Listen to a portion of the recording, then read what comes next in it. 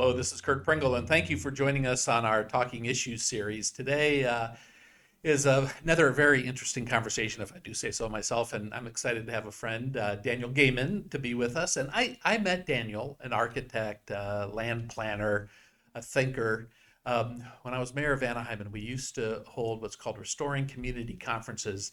And it really was a way to get people together in those fields and talk about how to build cities and communities closer together, but community being a singular word. All of us as a group, folks living in an area or working in an area, how can you build that closeness? And Daniel was one that shared a lot about land planning and what structures and buildings should look like. So got to know him, I liked him, stayed in touch, and now I get to have you here. So welcome. I'm Thank so you. glad you're able to join us. Me too. Exactly. So if I introduce you as an architect, land planner, the visionary, is all acceptable to you? Which Oh, one? totally. I'll go without. You might add just for my own, Yes, benefit. And also, I'm an adjunct professor at USC adjunct professor and a theologian in and a a certain theologian. sense, Yes. because I know you just moved through the graduate program at Talbot, so that's Yes. awesome. And congratulations Thank on you. that, which has happened recently. The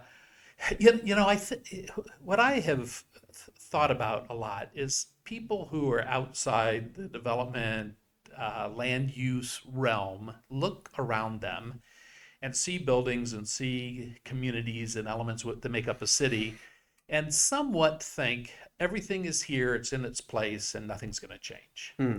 But you and I know everything pretty much changes or is modified to some degree as needs and uses change. What have you seen in the last 5 years when it comes to what cities are looking for in land use? What are some of those bigger changes in the types of land uses that cities want and people can build? Oh, wow.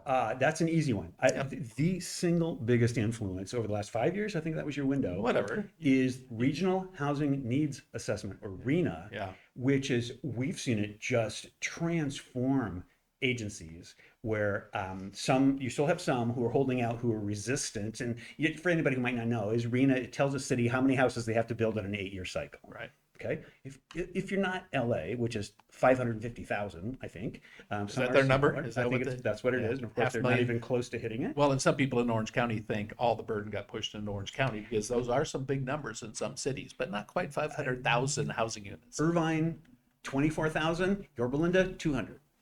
Go Yeah. figure. Yeah, but that has really paved the way for an easier path for the development of multifamily and mixed use projects because honest to goodness, it's because suddenly we have the clout that the city has to do this or they face really serious penalties, that can come down in the end of it. And somehow in this cycle, HCD, Housing Community Development, got teeth and the cities have Yeah. responded. And I have seen that being just a monumental change.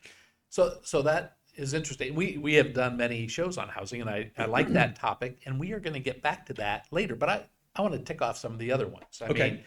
mean, your architectural work runs across all types of uses, right? Yes. And like rattle them off so people Oh, know. sure. So we our a big ticket item is industrial and warehouse and distribution facilities.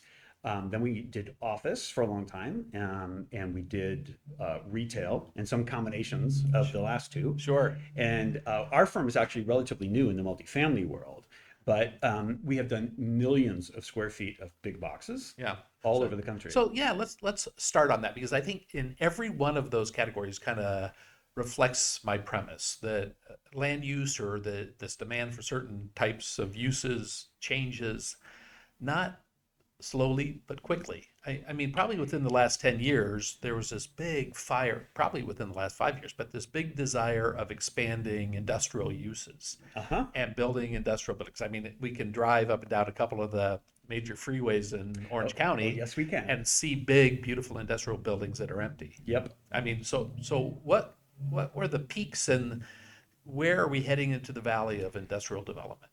Oh, that is a great question. So peak, without a question, was COVID. Mm. Okay, because COVID, people discovered ordering things online, or it was there before, Yeah, but it just skyrocketed because nobody could leave, right? right. And so the demand from I can't name the clients, but some big people who need big warehouses to distribute things. Right. We With did blue their stripes, work. maybe, but whatever. Maybe. And we just had 2 massive years of doing that kind of work. And then it just sort of began to taper ever so slightly. And right now in the industrial space, it's kind of level.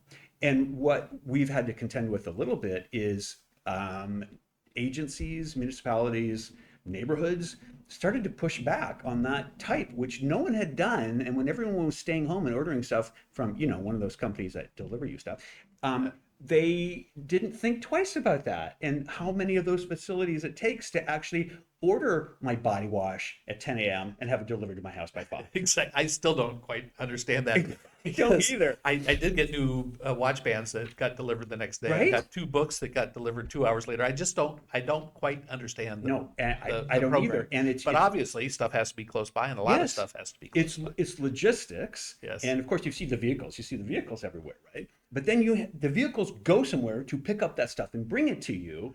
And we wanted it really quickly. We Right. wanted to order by 10 and get it by 5. So in order to do that, I have to have those distribution facilities relatively close to you. Yeah. Problem is, like with so many other uses, nobody wants to look at it, Yeah. right? Yeah. I've actually heard that there might, and don't, tell me any company secrets, but some of those big distribution locations shifted a bit by having large warehouses to less large warehouses. Sure. And therefore have more of them. Therefore, they can distribute in the same fashion quickly into neighborhoods with high demand, but not have everything within those No, it's 1 million square foot or more exactly. size Or more. spots. Yeah. That's a really big building, by the way, if you've ever been in one of those. Yes. Last mile distribution. Yeah. I believe that's called. And yeah, it's just a matter of simple logistics and physics, as I have to have this starting point closer to you in order to get it delivered on your time frame. Yeah. So- But again, how do you plan for a huge industrial spike based around a certain size building, and then within 5 years, the demand for that product softens, goes away, or is totally modified and said, no, I don't need them as high ceilings inside, and I don't need that level of square footage. I need smaller. And all of a sudden you have a building big and you don't have many uses for that. I mean, that's the supply and demand Sure. sale model, but I guess it's also the risk that some people say maybe in certain types of sectors, but it really is in all types of land use sectors, isn't it? I mean, there is a risk that you could have a dramatic change.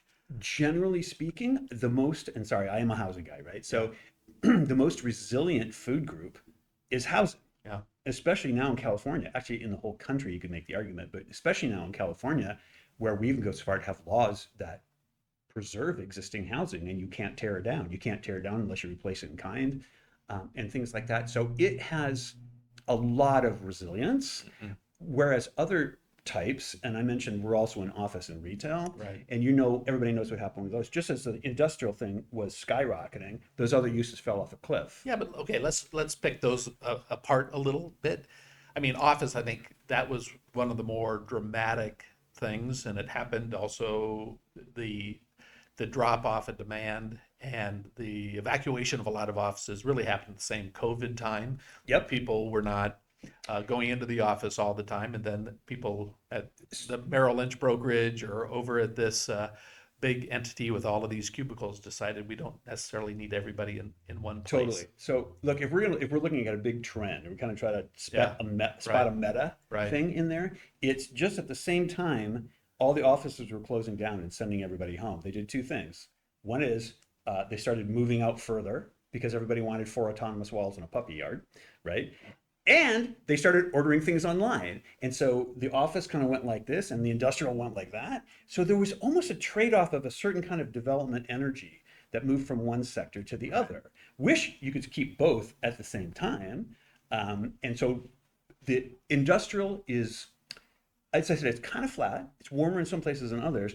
Office is scrambling for its very raison d'etre at the moment. I mean, it's like, do I need this or do I not need Right. this? So it's still in a bit of an existential crisis, Yeah. I would say. But I just spotted that connection of what drained here Yeah, no, embellish that. that's very interesting. And I do want to talk about what happens when uses move away, maybe in a grander sense when we talk about adaptive reuse. But let's hit that other sector, which to me is one of the more fascinating ones, and that's the commercial retail side of the Yes. equation. And I think there's probably not everybody that lives in that neighborhood goes to the office building at the end of the block. But Not everybody goes to the everybody, grocery store? but everybody goes to a grocery store. Yeah. And when you have big box retail, when just about everything at that big box retail that you could go see in person, you could also have shipped to your house. So that dynamic process is taking place with so many of these large shopping malls, shopping centers, regional malls, all pulling back from that commercial hub. Oh, that's a very layered question. Of course, if The it was a question at all, but go ahead. what I see about that is when we were talking about mixed use Yeah. and retail in particular, anchor, the term anchor comes up a lot. Hmm.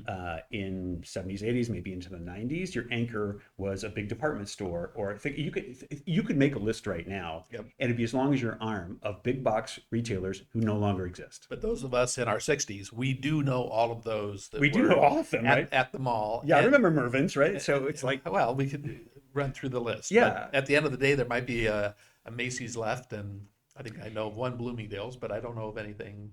There's not that many. Right, yeah, and Macy's are spotty, right? But the point that I want to derive from that Yes. is the shift in retail in general.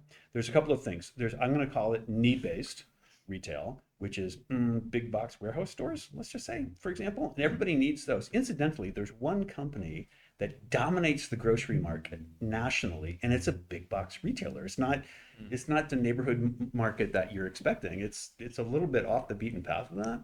Anyway, those are necessities. Everybody gets to do that. Right. Then we have the mix that is dependent on people getting out of the house. And that got just nuked during COVID, right? And that's food and beverage and experience-based things because people couldn't congregate. Well, guess what? As soon as they started letting us go back out of our houses and take our masks off and that sort of stuff, those places became an incredibly high demand, right? So I like to think that the food and beverage and other experience-based retail, Color Me Mine is an experience-based retail thing. Okay. They are the bloodstream of what keeps retail going, and you can make some other the other users, dry goods users, have suffered much more because that stuff's easy. I mean, I can get my beads that I go to Michael's for. I can get that online, all the or books is another one. Do that often, I'm sure. On my spouse does. Well, but- yeah, let me see your beads. That's really funny. No, not so much from Michael's that time, but I like your point, Curt, of the fluidity of these uses. Yeah. Right. And it's almost like I want to say zero sum game, except I don't want to misuse the term. Right. But the net amount of things that are happening, I think, kind of stays the same, but it moves from one sector to another. Yeah. Right. And the question that I think you're going to come up to here, just a hunch, is when the bloom is off this particular rose, what happens then? Does it change the underlying mix? Does it change fundamentally a neighborhood? Does it introduce an element that we may be either ecstatic about it and it changes our whole cultural interface? Or does it take it down? Does it take it in the other direction? Is this a use that's, say, less lively, less community contributing, and those sorts of things? Those are big land use questions. Yeah, they are. But I mean, fundamentally, those J.C. Penney's, Sears, May Companies, Robinsons, Mervyn's, we can continue to go down that list, We can, right? yes. And almost every shopping mall put those on the outer edges to create the barbell effect. Kind of like people who support concepts like a walkable community, walkable city. The theory there is to put something at this end of the street, put something at this end of the street, so they walk down Totally, the street, yes. and all of a sudden, every one of those shops along that street are empowered because people are walking on those streets. That is the same principle when someone took Main Street, Anaheim, and moved it into a mall Yes. with the barbells, and then you hoped the mom and pop shops along the way, and unfortunately most of them were national chains, but not mom and pops. But the point of the matter is they were the small stores, but they received the benefit of those big boxes. And That's right, to me, yes. that was the theory of a mall. And Totally. And yeah, and therefore, if you get rid of the barbells at the end, why do I go? yes, exactly. Mm-hmm. I mean, am I wandering? And is there that push then to just create those entertainment uses, those food uses, to really get those people on that mall street or that interior? So those are the ingredients. The secret sauce is experience. Yeah. Okay, I know it's a cliche, but it's experience-based retail. Experience-based anything has that's infiltrated the retail environment to such a point that now it's leading, right? And you have to go in and you automatically have to think about what is the experience, right? For example, does it attract extended families? Mm-hmm. You go, what? And you think about intergenerational visits to a destination. Right. It's a really big thing, especially in some of our kind of more ethnically oriented communities. That's a very, very big thing. Right. And so how do you engineer the offerings that you have in order to enhance that? And one great thing about that is I think the newly emphasized importance of outdoor space adjacent to whatever the indoor retail is. And I'm thinking of suddenly the proliferation of food halls. Okay. Right. Food halls with a lawn in front of them, or food Right. halls with something that it can extend out, Right. and people can take what they buy inside and go outside to enjoy it. That is I think, a growing trend Yeah. right now. Oh, interesting. I mean, another trend that we've all seen though is, well, I'll just put it this way. When I was 7, 8 years old, I think my mother bribed me with letting me sit on that horse when she put in a nickel, Sure. and you saw that thing go back and forth a Uh-huh. while. All of a sudden, the kid said, "Okay, it's fine. I'll go and I'll sit in the cart and I'll drag around." Today, it seems that so many of the malls, be it the Spectrum with a Ferris wheel in the middle, or I guess merry-go-round, not a Ferris wheel That's necessarily, Ferris wheel too. but there's Ferris wheel too, or the block or the outlets in Orange, the kind of the experience of entertainment, even multi-generationally, is kind of a necessary component to get people to go at night to eat, walk around the mall, and make sure the kids are relatively happy. Sure. And then the introduction of programming of those spaces. I'm thinking of weekend live outdoor performances. Right. This one food hall I was mentioning is in Covina. And I went, and it turns out my boss is a blues musician. Oh. His band was playing. But it was like, okay, they do that and they bring a program in to activate that space, and it becomes its own draw, but it also gets people to linger longer, Right. which is a very key thing about that as well. And that experience, you put a Ferris wheel in, like you and your wife, me and my wife are going to go, would we ride the Ferris wheel? Maybe. But your 8-year-old that you just referenced? Oh, yeah. I don't have an 8-year-old, but 8-year-old grandson. I'll Okay, take fair him. enough. But he will stand in line. One of you will stand in line Totally. with him, and the other one will do what? Go buy a coffee, go buy a gelato, go do whatever, Yeah. right? And it's a technique that continues to work. And isn't it also working in the context of uh, building residential on the parking lots, as we see at the Brea Mall, and we certainly will see around South Coast Plaza Main and Place. Westminster Main Place, Yeah. where when people are saying, well, look at all these um, acres of parking lot that are not necessarily full at night like they used to be, and Yes. therefore put people on them that may be able to walk across the parking lot into Mm-hmm. a store or a gelato place. Do you want to hear a fun fact about that? I Yeah, just tell me learned about this that. from somebody who's actually redeveloping a mall in Okay. Orange County, Main Oh, Place. okay. And I asked that question. So when you put these multifamily buildings on those parking lots, did you have to replace that parking inside the building? You know what they did? They lowered the ratio. Yeah. All they did was lower the ratio, because all of those parking lots and all of those malls, think Westminster Mall, Right. right? Is the parking is designed for Christmas Eve. If you've ever been to South Coast Plaza on Christmas Eve, you'll know what I'm talking about. Yes. Okay. So the theory that is emerging that allows some of this work to happen is we don't need to design to the Easter crowd or the Christmas crowd in this particular case. They will figure it out Yes. somehow. Okay. And there's a little bit of speculative value in that. But the thing is, the other 364 days of the year, nobody's parking there. Sure. And if most of those situations, the ground floor parking that's underneath some of those apartments Yes. is accessible for retail parking too. So Often can be. Yes. often can be. I mean, I always find humor in that. Was it an old Yogi Berra line or something that people aren't going to the store anymore? It's just too crowded. Yeah. And to me, that's kind of the desire of most business people. Yes. That yes, I don't want anybody to have to struggle, but the point is, if people want to come here so bad that they will search the parking lot to find a spot to pull in, then that's not a bad situation. Yes. If you're so busy. Yes, you want to give the appearance of being. Well, you know this is that I will give a testimony. So I met a Yes. friend last night. We were trying to split the distance between here and Compton, Okay. and we chose something in Westminster Yes. that neither of us had ever been to. I looked up on Google and it said Westminster Diner. That should have been a tip off to me. So we showed up at this restaurant and we felt like we'd walked into a Quentin Tarantino movie. Like seriously, we like right back in the 50s. And then the clientele that came in reinforced that. Well, feeling. You might have seen my dad there. Oh, I may have seen your dad So there. I'm not gonna, I'm not casting any dispersions upon it. But So, no, you walk in and it's almost empty. Yeah. And I thought to myself, uh-oh, and then it wasn't bad. I mean, but the idea, the the picture pick between someone from Orange to Compton from Compton. Mm-hmm. that you thought that Westminster Diner was the perfect midpoint. Right. No. It's really good to know. Intersection of the 22 and 405, baby. It's like boom, right there. That's awesome. Yeah. So then you roll into the whole discussion about residential, and Yes. you're right at the very beginning, putting the pressure on the statewide pressure for every city to Yes.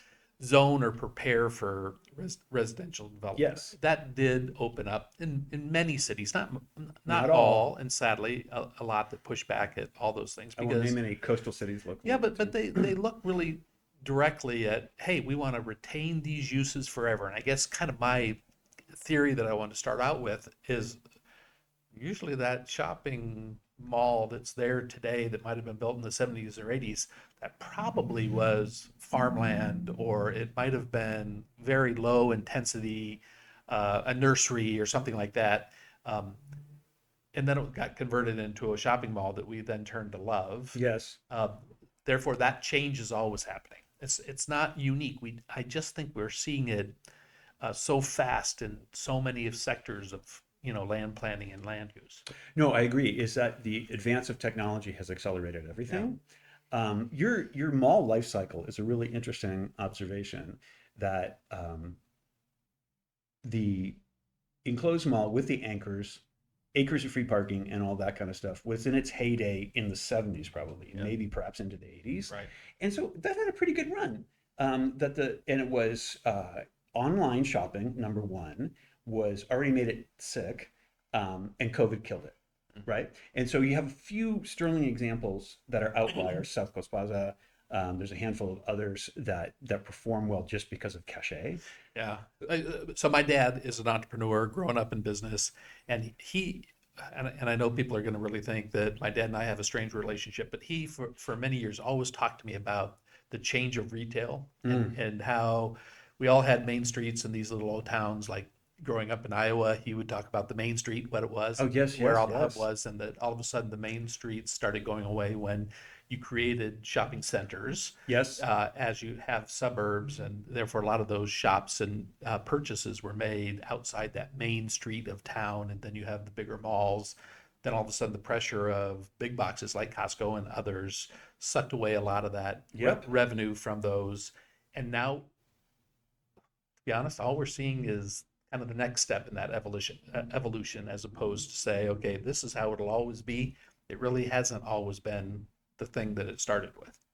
Oh, no, you're absolutely right. And as you were asking me that question or forming that question, one thing popped into my head. You said Main Street, right? Yeah. And I think about how, the happiest place on earth has an attraction in the middle called Main Street, USA. Right. Right. And I'm also thinking of a number of smaller towns I've worked in. My favorite one is probably Monrovia. Right. Monrovia has like a 6-block stretch that the street is kind of narrow. There's walkable sidewalks and there's businesses all along there. And occasionally there's an office upstairs, maybe. Right. And then you think of the next generation of that, which is Santana Row in San Jose, Right. that has shopping and then 3 or 4 stories of retail over it. And suddenly what you have is you have this captured population who's going to go down and grab the coffee or the gelato. You mean the 3 or 4 stories of Yes. residential? Yes, yeah. It's the relationship between Yep. residential rooftops and retail square footage Right. just moved closer together. Right. And and I think that's where we are, this blending, right, Mhm. of these uses. And I guess what's kind of, we were talking about it earlier. Yes, I was kind of a geeky kid and I played, on my little CD-ROM or whatever it was, Sim City, which Mhm. is I'm going to put my house here, and if people like it, it grows, I make more money, and then I'll put my commercial here or industrial. I got to keep it away from the house. Uh, and there's six people that might be watching this that understand what I just said, but no more than that, and I accept it. But the point is, the whole theory of land planning in the past seemed to me to be isolated uses, keep them away from each other, and don't let any of them touch because they bring bad things, be commercial with traffic or smoke in an industrial development Mhm. context or noise or Noise and smells, odors, yes. and then keep those houses as far away from everything else as possible, as long as you had transportation connectivity. Yes, I was going to say that whole planning paradigm Yeah, is highly dependent on automobile travel, yeah. right? Because you can discreetly separate things. You know, one part of that I never understood. There's a city in Orange County, middle of the county, that clusters all the houses of worship in one zone. Oh, And I never understood that because that means on Saturday night or Sunday morning, whenever it is, everybody's driving in from all those suburbs and they're all going to the same place at the same time. When that's a use that feels like it wants to be more distributed in neighborhoods. neighborhoods, yes. Yeah, and so it was thinking about the clustering of things and the value, the economies, I guess, of clustering things together. And now there is a movement, and I like to call it futuro, which is a conjunction of future and retro, Okay. right? Everybody loves Main Street. Nobody doesn't like Main Street, Right, right? right, And the thing is, it just has to kind of find a way to scale up a little bit. right. And so, in some of these places where we're adding the housing to the parking lots of malls, there's almost always a little strip, and it's maybe 2 blocks. That's that walkable sidewalk. You know what else makes that environment? Um, it will symbolically communicate to you this is Main Street, USA. You know what it is? Trees, On benches, street on parking, street parking. Yeah. either parallel or angled, really says Main Street Right. USA, right? It just makes the street a little too wide to be contained between the building faces. Sorry, I'm getting wonky, but have parallel parking, tree lawn, sidewalk, setback building is just it's a new urbanist. I was gonna new urbanist fantasy, but it really works, which is why it's so effective. Yeah. No, no, I love the angle parking on Broadway at let me see here at Anaheim Boulevard. When we built some, I worked to convert a lane into angled parking on Broadway, Oh boy, and that's tough. You have challenges with traffic engineers and folks like that. But what it does is the whole premise is it slows down comms traffic, people who absolutely. drive in that area. But again, that might be a little too wonky and a little too negative for some folks. But I did want to talk about, if we put land uses in these three or four buckets that we're talking about changing, Hmm. what are some of the ideas of where others are blending these uses? I mean, bringing residential into commercial, but I've even heard some stories of bringing residential and building it maybe on top of a Costco or on top of another operating business that's there that is saying, well, are we really utilizing all this area, this land space, um, in the evening when Costco's not open? Hmm. I mean, I've heard some of those concepts. Have you heard any of that stuff? I absolutely have. Now, I've heard of them and I'm working on a couple of them at the Oh, is moment, that right? actually. Yeah, which is very, very exciting. And I'm going to say it's it's a kind of shotgun wedding of uses, right? And it that around the clock usage, sort of, that you're talking about, at least day to night. Yeah. All right. Which is why resi and office mixed together used to work so well, or food and beverage and office used to work so well because they were complementary, right? The in this particular case, it's demand for land, and it's some uses that generally need a huge portion of suburban land to work, except you also want to be close to where all the people are living. Right. And so you look at ways to combine them. The most out there one that I have literally been looking at lately is how to combine self storage and multifamily in the same building. Yes. So put a pause right there. I think there's an odd growth of self storage developments, and everybody who's in the business just tells me it's a booming It is a business. booming business. Mhm. Because why? Oh, I love that question. Here's why. Sentimentality. Hmm. Okay, and a couple of sort of interesting Yes, you cultural. could ask me how many storage building units I presently have, and the answer is two. Okay, right. So So yes, and it all bases around sentimentality. no, it does. And the other thing that happens, And not having so enough garage space I have to keep stuff in. I've heard, I don't have any demonstrable empirical data about this. I have heard that all self storage, well, you can testify to this, it's always month to month. You cannot get a 6 month, 12-month lease on a self storage space. Oh, is that right? Yeah. You know why that is? Well, there's one in Garden Grove that I can get a year lease on. Okay. I've heard this, right? So the reason that is done is so that they can keep, just ticking up the rent just a little bit because they take it until they break it, which is what is it going to take, Curt, exactly for you to come and get that stuff out of that locker? Right. It's just, you moved it there. That was bad enough. And you can just picture it and just the dread you feel when you go and whip up that door and gotta Oh. start putting stuff in the So U-Haul. John is sitting over there, and I never have referenced John. So hello, John. John does a Hi, great John. job. And we have this ongoing battle of I need someone to go with me to this one self-storage in Garden Grove that I've had since 1999. Mm-hmm. When I left the legislature, I put all that stuff in there, Mm-hmm. and I just have to do it, but it is a challenge. So you're right. No, So don't kick me out. I'll keep paying. It's an auto right. pay anyway, so I never see anything.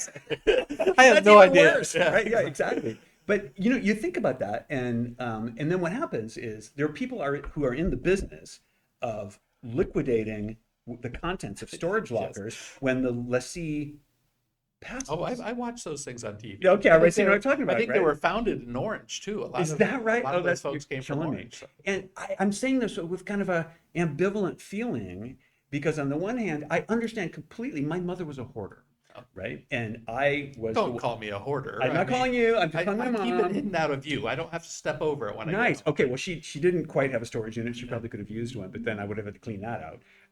In sorting through her house, the stuff that I found was like my entire history, like going before my eyes, right? And it's a gene, and some people have that. And although there's been a lot of press and stuff about the rise of minimalism lately, Right. generally speaking, most people are not minimalists. They hang on to stuff because they value it. But I look like a minimalist if my house is minimal and my storage is full and nobody ever sees my storage. That way you carefully curate your avatar. Yeah. Exactly. Oh, geez. But you were sharing earlier the use of kind of mixing uses with storage Uh-huh. units and Yeah. residential. Yeah, and it's because they're both have demand for land, and it's often in the same place, right? The other thing is generally speaking, and that's a big generalization, most municipalities are rather more friendly toward multifamily housing than they are toward self-storage because self-storage doesn't activate the sidewalk. It's not pretty to look at. I guess it's a potential crime hazard. I don't know all the reasons why they resist. I think it's mostly an aesthetic issue because it's either a 1 story, 2 story, 4 story. We've done one. We're now doing 6, 7, and 8 story Storage units? Mhm. Oh, And they're big blank walls, bro. Unless you get somebody to go in there and muralize the whole thing or whatever. And so the cities, they just resist. And they're like, okay. So we're trying now to combine them. And the trick in this is to put the self-storage below grade. oh, below grade. Yeah, because it doesn't Wow. need windows and doesn't need any of that kind of stuff. So, and nobody has to see it. So that becomes a concrete foundation for the building? Is that how that Absolutely. works? And Wow. and then the houses just sit on top of it. And either there's more parking on top of the self-storage. We're looking at, Curt, we're looking at two different adaptive reuse opportunities that are 5 story-ish office buildings, empty, Yes. right? But they both have 2 layers of massive underground parking. And when you do the math between the parking demand for office space and the parking demand for residential units, well, you need about half for a residential complex of the same square footage as you would for office. So we're always left with that lowest tier of parking, and it's like perfect use. So let's put some Not self-storage only in there. rent it to people from the outside, but rent it to people who are living in the You have apartments a as certain well. degree of captive audience, but yes, you would open it up to a general population as well. So you're one of the architects that I have come to know over the years that really does focus on adaptive reuse, and I just love the concept. And yes, all my developer friends tell me it's just such a bear to tackle. Um, converting an office building such to a residential condominium apartment style, but you certainly did a lot in downtown LA, Yes. and they're just awesome, Thank just you. cool, taking old buildings. But in my opinion, cities should be looking to do that more in office buildings now, and figuring out what you could do with current types office buildings. And so you took the deep breath. You're going to tell me the expense, the challenge, I'm not. the aspect of building code and other things that hold you back, or tell me why none of those are important. Okay, I'm going to tap into another bar conversation, basically, Okay. which is case study, and I won't get into wonky detail on it. Calgary, Alberta, Canada. Okay. Right? They got decimated by the up and down of the oil industry. Okay, and all their office buildings emptied out. And all the F&B then goes with it, and their downtown was dystopian nightmare, right? So you know what they did? They looked at all their available resources, and they started incentivizing developers to come in and adaptively reuse those towers in Calgary by paying them cash. Okay, and what that did was lowered the value of the asset to the level where they could come in and do the adaptive reuse, which, just in case anyone's keeping score, to adaptively reuse an existing type 1 cast in place concrete office tower to residential use costs about the same as if you built it from scratch. The advantage is time and zoning.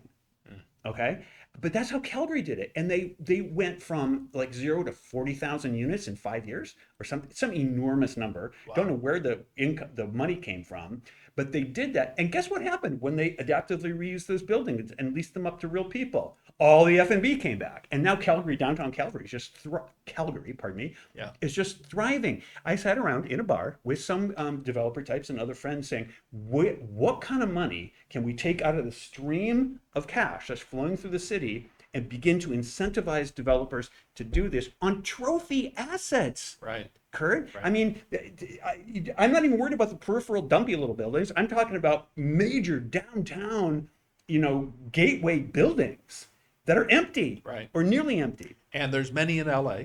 There are, Yeah. yes. But what's odd is the biggest market that took the hit is that middle market grouping. So not the big, beautiful trophies of Newport Beach or Irvine and into Costa Mesa, but some submarkets that you really don't have those hubs.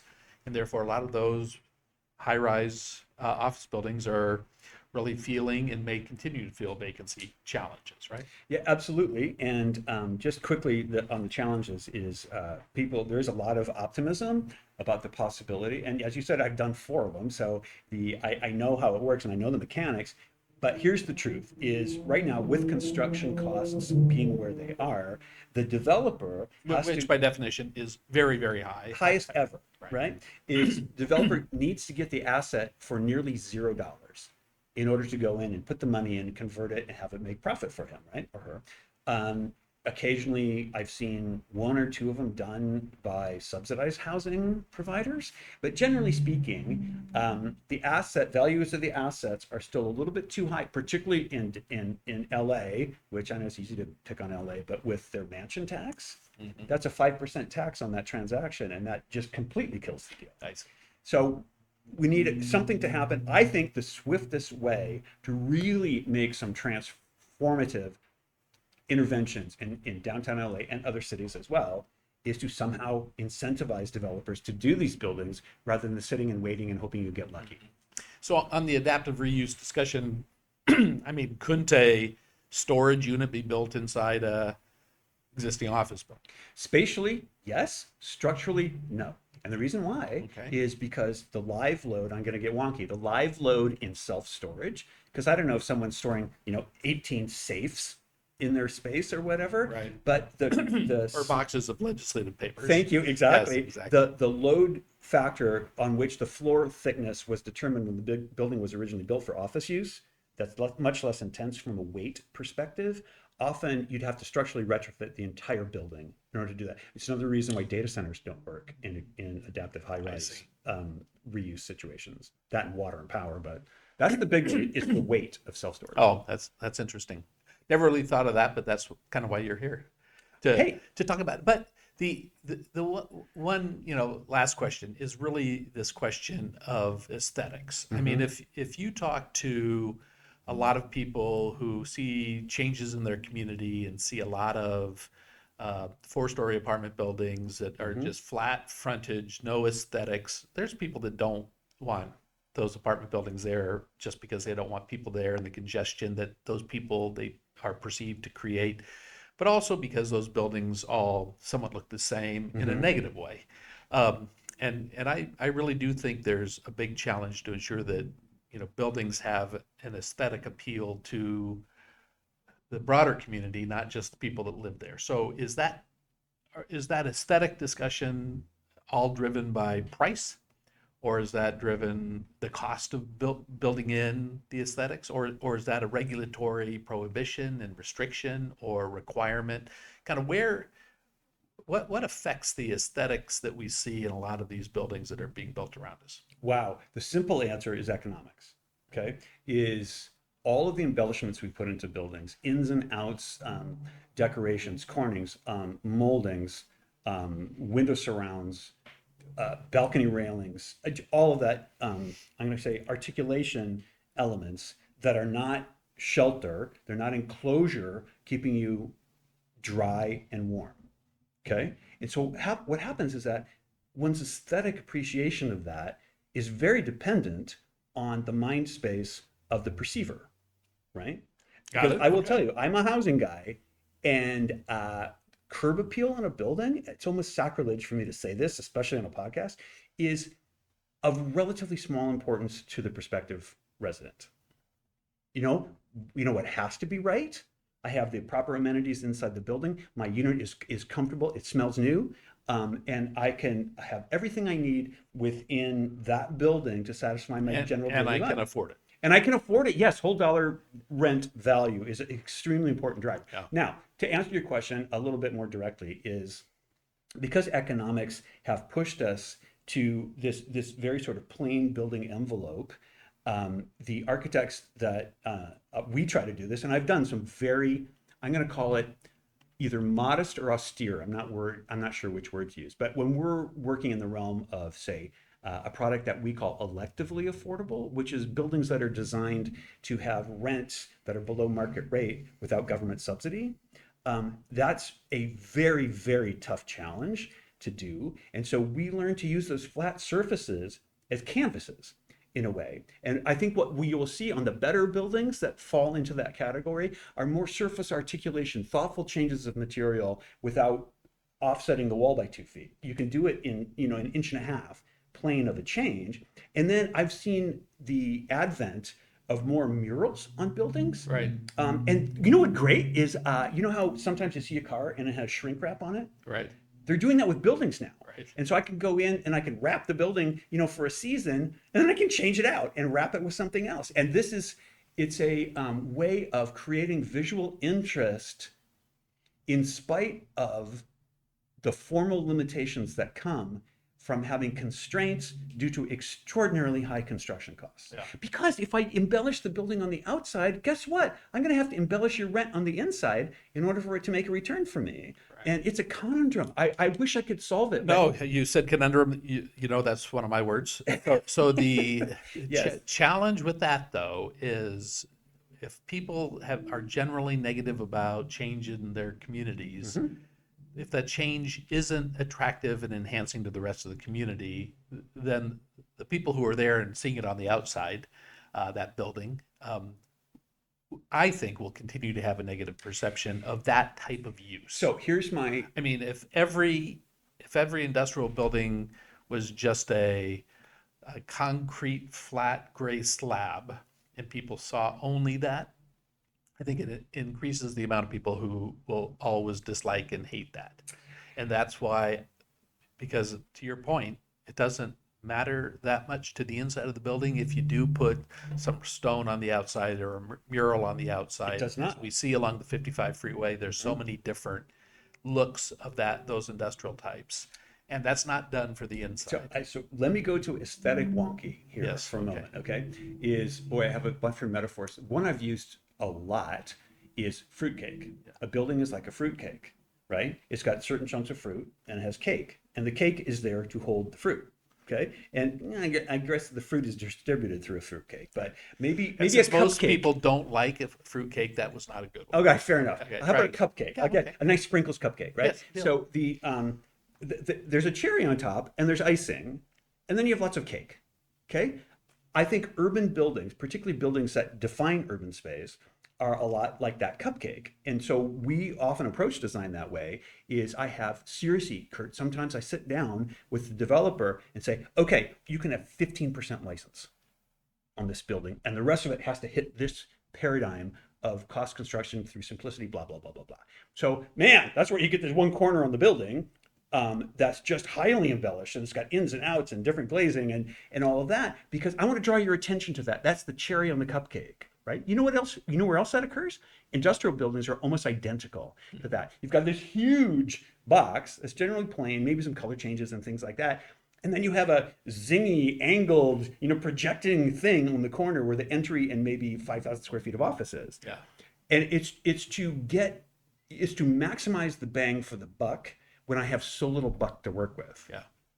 And I think that if I could go on a personal mission of advocacy, it would be one to argue the Vitruvian principles of what good architecture is. It's firmness, commodity, and delight, right? And I'm thinking, okay, delight, and that's in the eye of the beholder, but firmness and commodity, that's what housing is all about.